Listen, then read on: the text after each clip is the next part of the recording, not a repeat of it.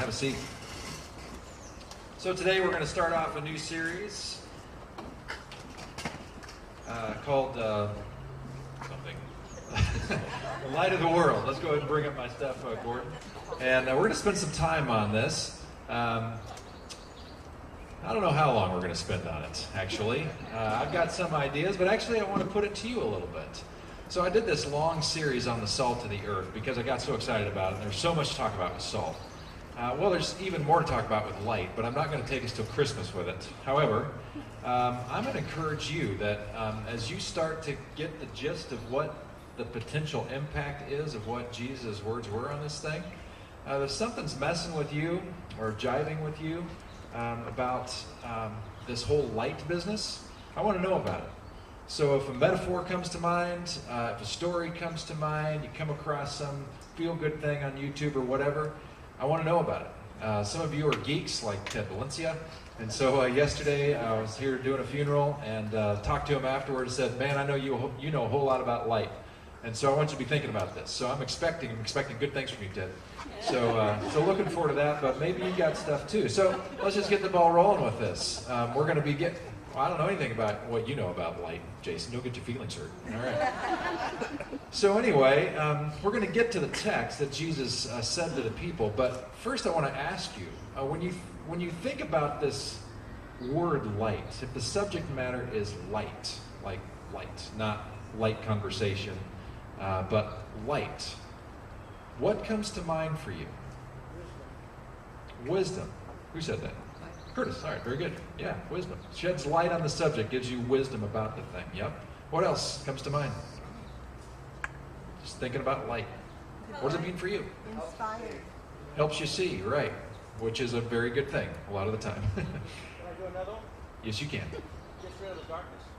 Yeah, right. There's no darkness where the light is present. That's even biblical. So we'll look at that. What else? Yeah, Eudora. I'm inspired. It means inspired. Yeah, that's right. So that's a theme that we see in the Bible also, that when we talk about the light of God coming, then that inspires us in some way, right? Okay, what else? Count on it daily, so it's a consistent thing, right? Yep, very good. In fact, the next Walter Brueggemann prayer that I was just looking at this morning talks about the dawn and how significant the dawn is and what that means to us in terms of light. Somebody over here has been saying something. He said color. Color. Is that what you said? Oh, Ann? Moving target now. She didn't think I wanted to listen to her over there, so now she's over there. All right, so what did you say? Color? Okay, yeah, very good. That's right. Light. What is it? Light. Life? Yeah, right. These trees that we enjoy, the grass that we're sitting on, the food that we eat, pretty tough to come by without light, without sun. Clarity. Clarity, right. Helps us have clarity in our vision. We see things more clearly when the light is on. Sunshine, yeah, you just think simply sunshine, which is our source of light primarily here on the earth. Yeah, Trudy.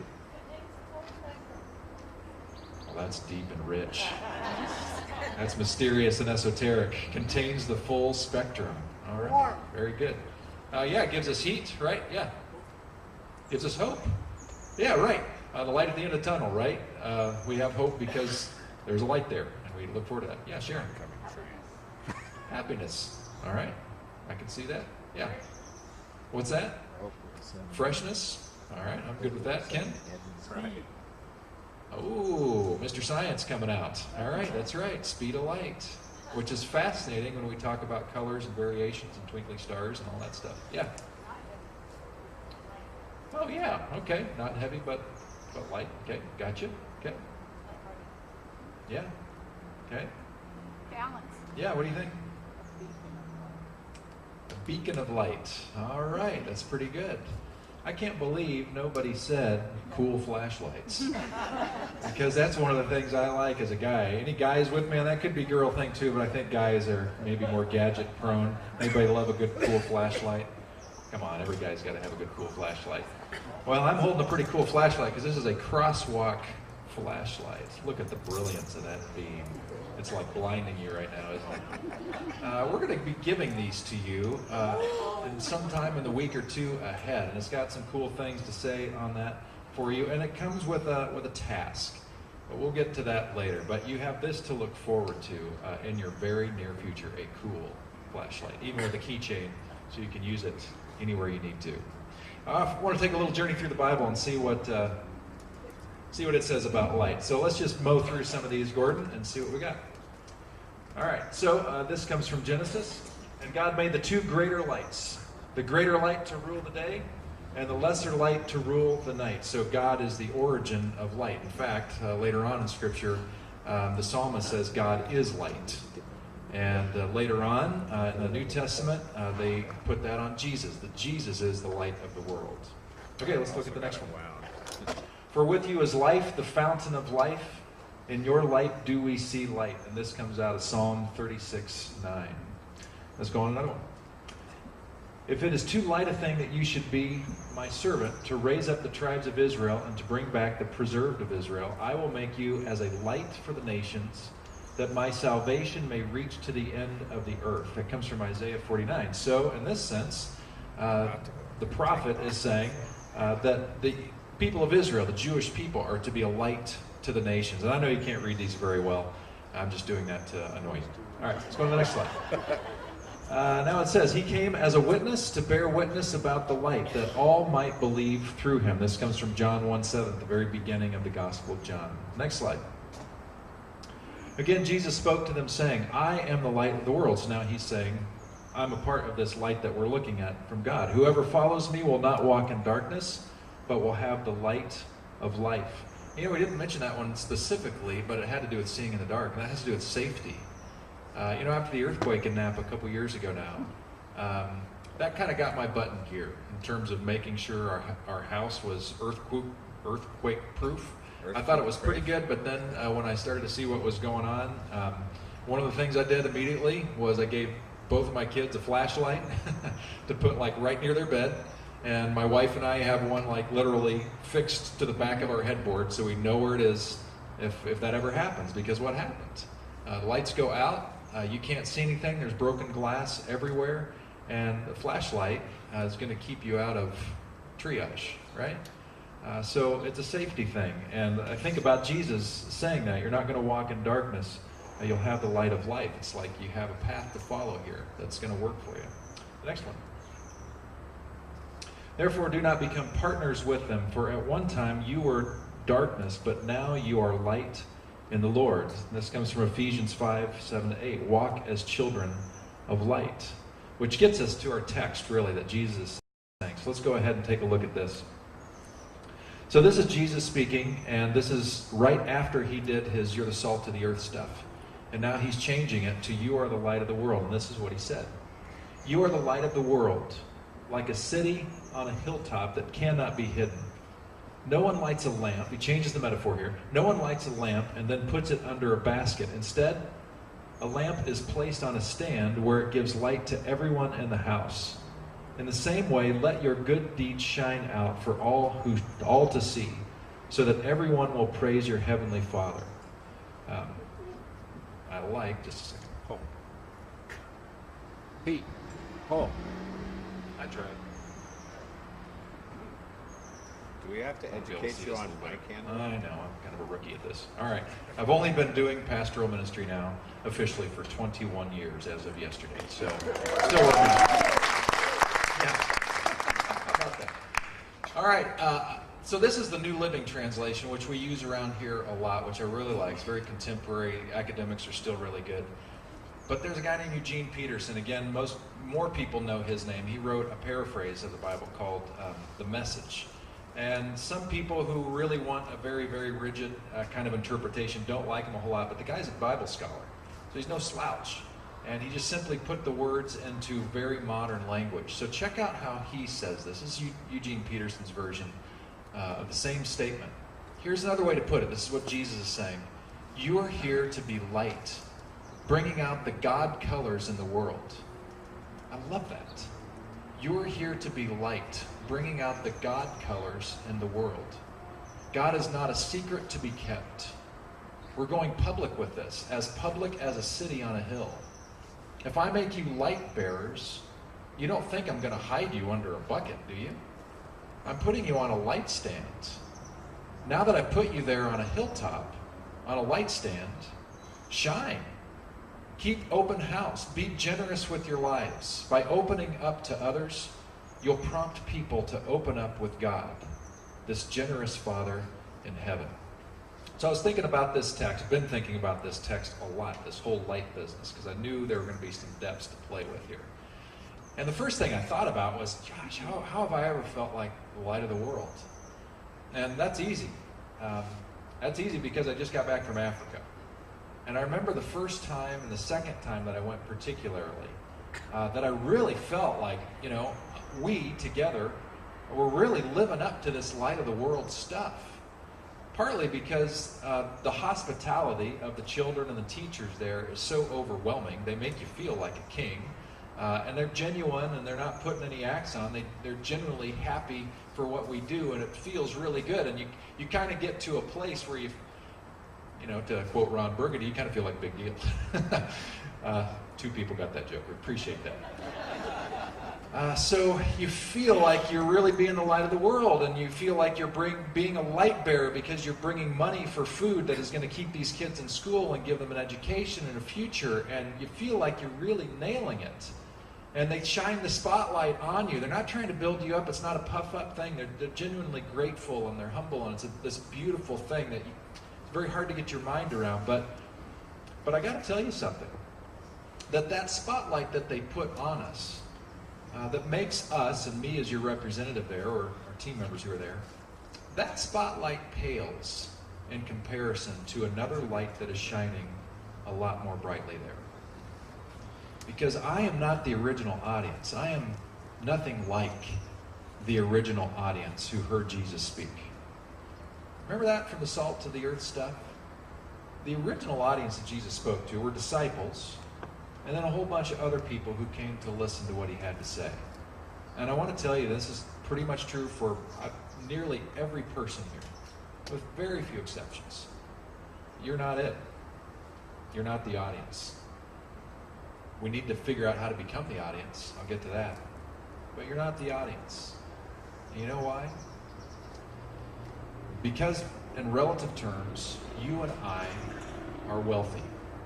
You may not feel like it, but you are. In relative terms, you and I are very powerful in the world. You may not feel like it, but you are. If you're overseas, something happens to you in a distant land, your country has power and will do what it needs to do to take care of you. You have power in this world because you are from the United States. You have inherent power. And you see it when you're in an environment like Faraha. And you know why I know it's true? Because every time we walk the streets, we hear cries go out, Mzungu, Mzungu, which means white guy. And white woman. And every time that we talk with them, we recognize how valuable it is for us simply to be there, noticing them. Why would they care? Except for the fact that we represent people with power. See what I'm saying? The people in Jesus' audience did not have power. They were mostly very poor, mostly struggling just to eat through their life and hoping to do enough, hoping to have enough food on the table to feed their kids who eventually will grow up old enough to take care of them in their old age and help them die well. And then the cycle just repeats and repeats and repeats. No Social Security. There's no pension plan. Your kids are your pension plan. So you have to treat them well because hopefully they're going to take care of you when the time comes. That's who we're talking about here. We're talking about people who may or may not eat today. That's the people of Haruma. They have the audience thing down. By the way, Jesus was from that neck of the woods. He was from poverty land. If you remember, he was a carpenter in his day. And sometimes we wrongly think that carpenter is a skill. I mean, in our day and age, carpentry is a high-skilled job and commands a certain level of respect. But that wasn't the case in Jesus' day. In Jesus' day, he was one rung up on the ladder above tax collectors and prostitutes. Not respected. Jesus' mother tongue is poverty and powerless. See what I'm saying? I mean, this kind of explains why he got an audience. Because there was something different going on in him. People started to recognize this God element that was all around him, in him, working through him. And they wanted to hear what this guy, who shouldn't amount to anything in life, why is God working through him? Why is it so powerfully evident in him? That got their attention. That drew the crowds. They weren't there just for the magic show. It was because who was doing the magic show? The impoverished, powerless guy was. And that guy is saying to his audience, you who are powerless, you who are impoverished, you who feel like you're a dim bulb and not adding anything to the light of the world, Jesus is saying, you're it. You are the light of the world. And I want to tell you, I've seen it. I've seen it on the faces of the leaders at Veraha. I've seen it in their prayers. I've seen it in their dancing. I've heard it in their songs. And more importantly, I've witnessed it in their lifestyle. They are being the light of the world. You know, the irony is we go over there, and I'm representing you going over there, and, you know, feeling like, okay, we're doing all this stuff to help them, and we are for sure. It's such an incredible project that we're privileged to be a part of. But every time I go, I come back realizing I received 100-fold more from them, messing with my orientation and how I think about God, how I think about life, than we've ever done with beans and rice for them. Because it doesn't make sense. It doesn't make sense that people who have so little, who struggle so much, seem to reflect so much of who God is. It's almost like the poverty. It's almost like the circumstance. It's almost like the context in which they live, which is one of want. It's almost like that becomes a catalyst for them to shine brighter. I think that's true. I think for them. I think when they're trying to go through their life, I told you about Josephine yesterday, or a couple weeks ago, last week, who does the home visits to check in on where these orphans are spending the night to make sure that their whole life is being looked over, not just what happens at school. And you know, the whole idea of that is when they see a pronounced need, Veraha steps up. What does that mean? Well, that means the people who have very little share what they have to take care of people. It means that Margaret, I think Stephen talked about her last week, it means that when Margaret loses her husband in a truck accident, because he was a truck driver, it means that the community members around her come alongside and help her grieve. And when her own child died of heartbreak after losing her father, the community came around again to help them grieve, to help them get through. And then when Margaret hurt her back, as you heard last week, and I think it was something like I had several years ago, where just unbelievable pain most of the time, but she doesn't have access to surgery. There's no way that's ever going to happen. And so she's hoping that it will heal naturally. And what happens? The people who have very little become light for her.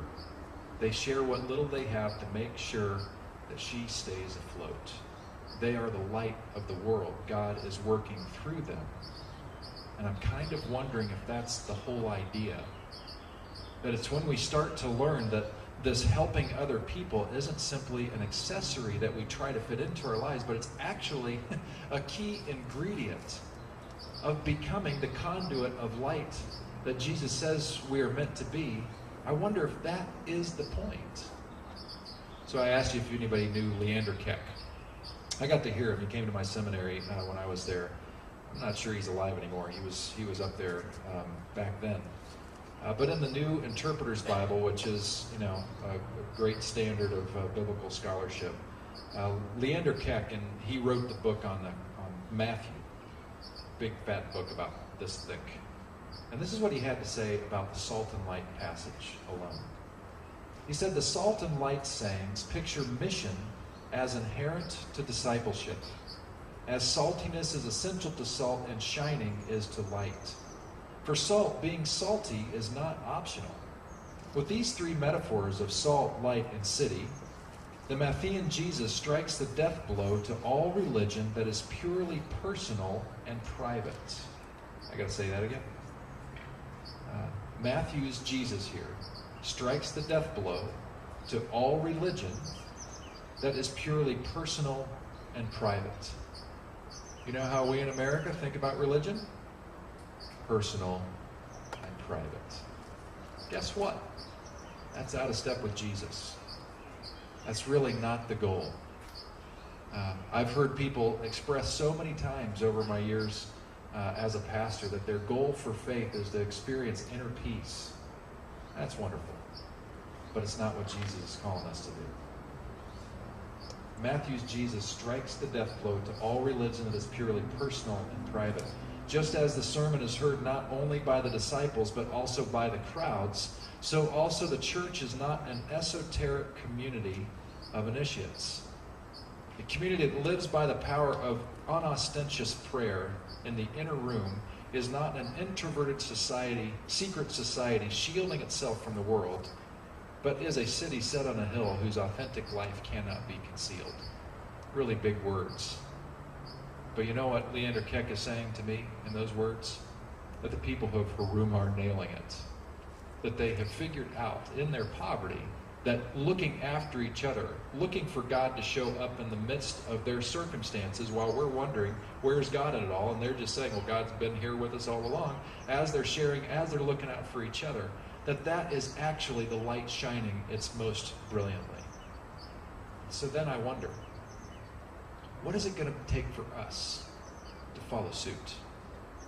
Is it even possible for you and me to have such reckless abandon to the way of Jesus? To be able to say to God, I'm all in, I'm all yours, I put my full trust in you. Help me live as you do. I mean, I love that song that we sang, Take My Life and Transform It. All those words are beautiful words. Do we really mean it when we say it? Because I think some of the prophets in the Old Testament would have a name for us. Brace yourself. I think the name that he would call us as a religious people, because he called Israel the same thing, so don't get your feelings too hurt. He would call us adulterers. There's a whole storyline. The prophet Hosea. The whole storyline is, my people, I've loved you. I've been there for you. I've been so faithful for you, and yet you keep on walking away from me into the arms of another lover. Power, wealth, comfort. And so I really wonder, are we here in the West, are we at a disadvantage because of our power and our wealth to really be the light of the world? And wouldn't that be ironic? That you and I, who have the capacity to do so much good in the world, have our light dimmed because we've chosen to put the bucket over the flame.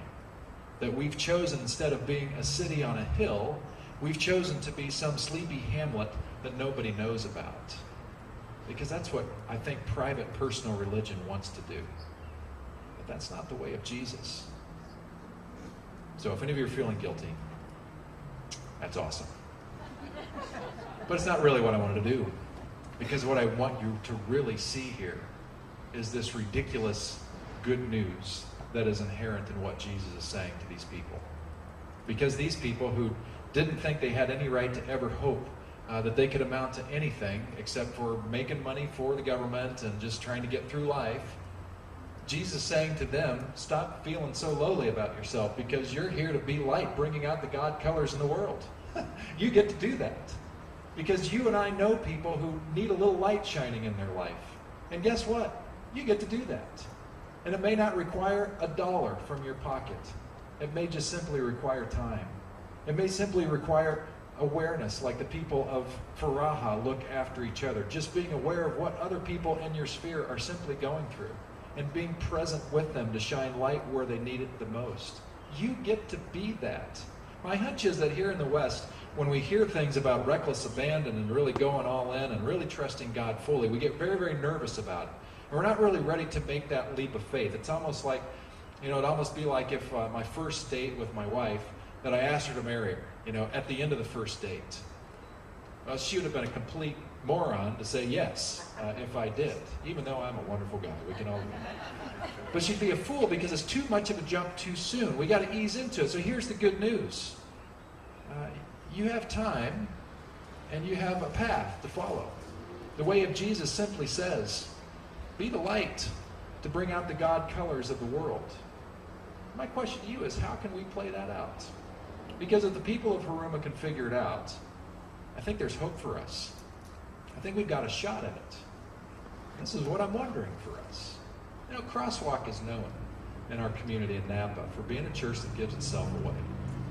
Recently, a week or so ago, I was asked to MC a thing that Napa Emergency Women's Services puts on every year, honoring men who've made a difference. And they have a Father of the Year, they have a Male Role Model of the Year, then they have a couple other categories, a Cop of the Year, and one other one that news promotes themselves.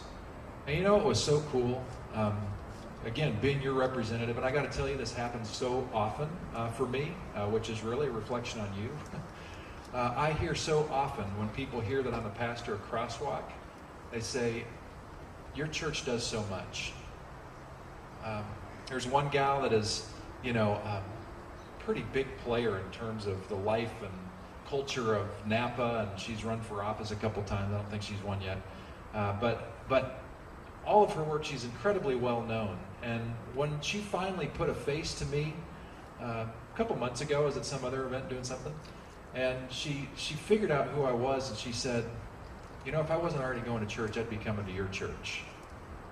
Because every time I drive by your church, she lives in Browns Valley, that parking lot's full, which means the church is doing something. I don't know any other church in town that's doing as much for the community as your church is doing. And I said, that's really nice, but you haven't heard me preach yet. So, that's honest. But I got to tell you, that's amazing. Here's what I want to know. What if we really start to take this light business to a new level? Realizing that it's not your light that you're shining, but you're really reflecting a greater light. That there's a bigger light that's not ever going to burn out, that needs to be reflected. And you are given this wonderful opportunity to simply reflect the light in 100 different ways. I want you to start thinking about now, how do you get to do that? Because it may happen as you leave the parking lot. Because Bruno might cut you off on the way to the stoplight, which simply means that he needs a little light in his life. So you can wave and smile instead of using other sign language for him. It may be when you're pumping gas. It may be when you're at the grocery store. It may be when you're seeing your neighbor, working on their lawn and just simply asking, how are you? One of the things that was, there were a couple of things that came out in this funeral that we did here yesterday. It was a brother of a crosswalker who passed away tragically in a car accident. He was only 51 years old. But one of the hard things to hear from some of his friends is that this guy felt very alone in his life.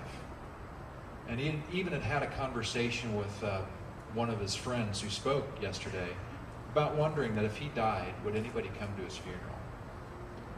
That speaks to me of somebody who wonders if they're cared about. You know what you get to do as the light of the world, as the reflection of the light of the world?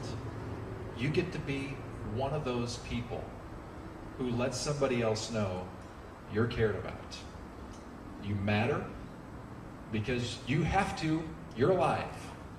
And God is with us, and God loves you, period. And when you see the neighbor next door, and they're grumpy or they're down or whatever, I'm just going to ask you to lift them up with kindness, to shine light on them, which doesn't mean beating them over the head, doesn't mean pointing the flashlight in their eyes and say, receive the light. It's not that. But how can you warm them? How can you bring them up? How can you be the light of the world? Because you are. You already are. And you and I as Jesus followers, we get to figure this out. And what a grand privilege it is. So we're like the secret ops. You who already know this stuff, we're like the ones who know we get a mission. We have by the way, there's no opt-out clause here. Jesus didn't get to the end of his sermon and say, hey, if you disagree with this stuff, just pick and choose whatever you want. That's fine. That's not what he said. He's giving a mandate. He's giving a challenge. He's making a proclamation to people who didn't think they deserved it. You're the light of the world. So shine. Just shine already. And realize what a gift it is that you get to do this. If any of you have ever had the privilege of visiting some of our older folks, and either they're homebound or in a home or whatever, I had this privilege just a couple weeks ago to see your mom, Sharon. By the way, Sharon's back from the Middle East, which is very exciting. We're glad that you're here. As long as we have you until you go back somewhere. But I got the chance to visit with Mary. And Mary Reynolds is a rock star. If you're newer to Crosswalk, you don't know her, but she fed, good grief, I don't know how many thousands of meals, or led the charge in our kitchen to do that. And, I'm no big deal, right? I'm just a guy. But I'm Mary's pastor. And I got to see her, and she remembered me. And we had the most delightful conversation. And it was just a moment of remembering how fun it is to simply be light. I don't think Barbara Springstead is here. We thought she might be coming today, but I hope to see her this week as she's going through some tough stuff. Another amazing woman in our church. Who do you know that needs a visit? Who do you know that needs a touch? Who do you know that needs a word? Because that's part of being the light. And here's the thing. The more accustomed you get to shining the light, to reflecting the light that will never go out, it just might be that you'll trust the light more and more. That one day you'll get to that place of reckless abandon. That place where you can really, truly say to God, say to everybody else, my faith and trust is fully in the way of Jesus. Because God works clearly and powerfully through that. And so I'm going with that. What an amazing opportunity. So as we leave here today, you know this is coming. Your own special flashlight to remind you that you are the light of the world. And I'm wondering how many of you are going to keep this in your purse to remind you that you're the light of the world. I think that's a great idea. Keep it in your pocket, keep it in your purse, keep it on your wall, put it on your refrigerator. I'm also wondering how many of you might find somebody who needs this more than you do.